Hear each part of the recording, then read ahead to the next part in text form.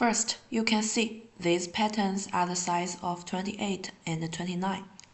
Here, you can increase the size to achieve the effect of automatic code grading. 30 and another 31. Click OK.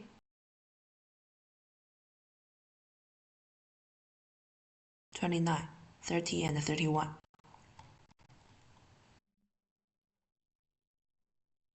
And then we delete these.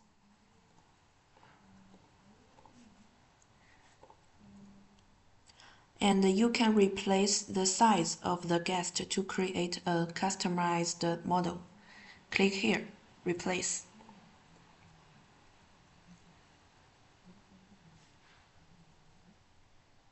And open We Need.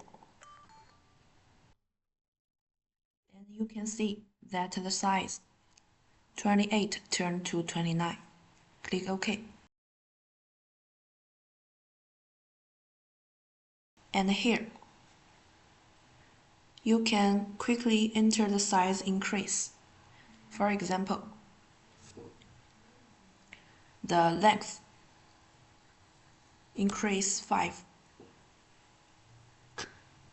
Press Enter to adjust directly.